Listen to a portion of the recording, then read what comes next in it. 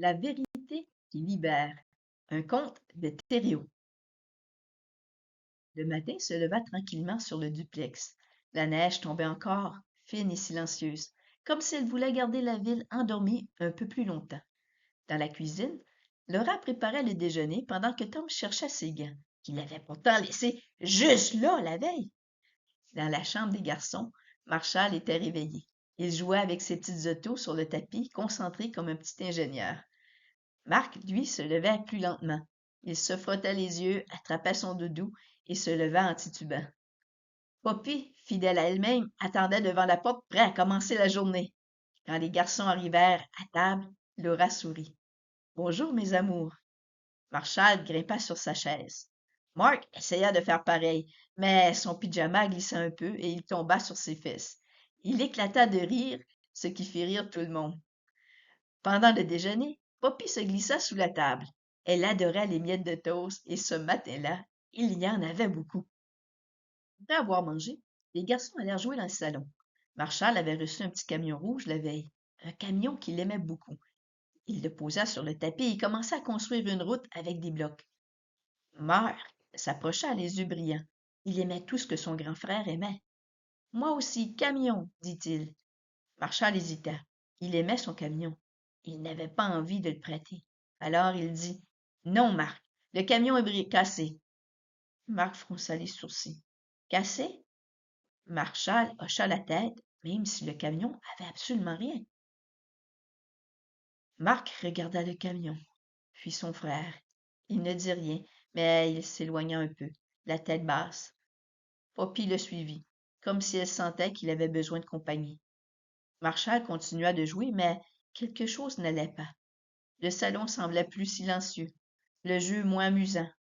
Il regarda Marc, assis près de la fenêtre, jouant avec un bloc sans enthousiasme. Il sentit une petite boule dans son ventre. Il savait pourquoi. Il posa son camion, se leva et marcha vers son frère. Marc. Marc leva les yeux. Oui. Marshall prit une grande respiration.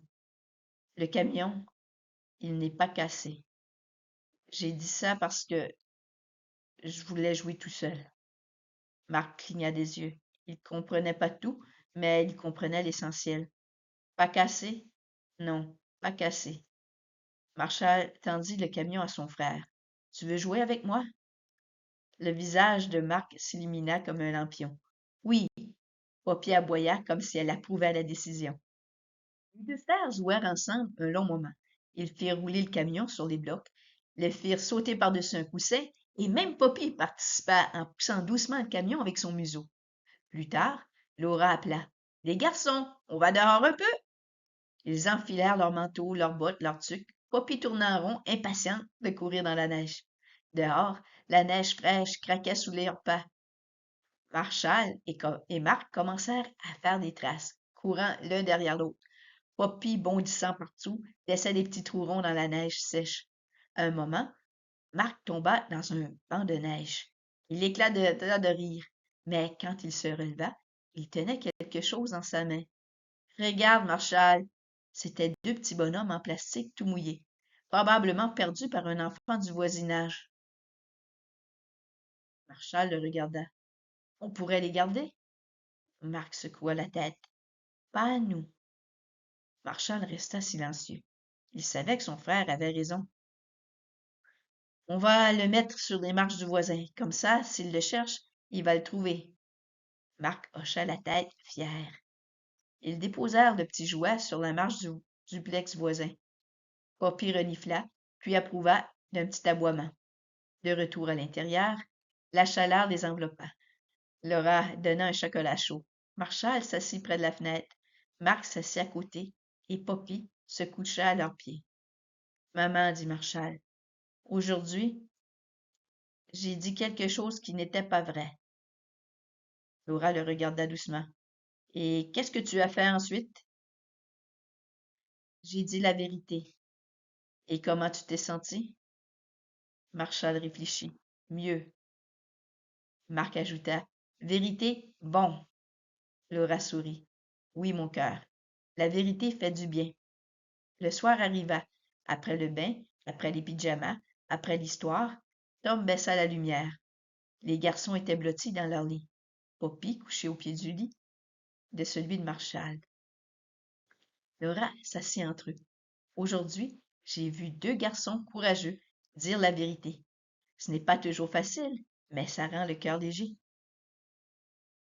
Tom ajouta doucement. Et la Bible dit quelque chose de très beau à ce sujet. Il récita d'une voix calme. La vérité vous rendra libre. Jean 8, 32. Marshall ferma les yeux. J'aime ça, Mort murmura. Vérité, libre. Poppy poussa un petit soupir satisfait. Et dans le duplex tranquille de Québec, la nuit tomba doucement, enveloppa la famille dans une paix profonde. La vérité avait traversé leur journée comme un rayon de lumière, simple et clair. Et demain, une nouvelle journée commencerait avec d'autres occasions de grandir ensemble.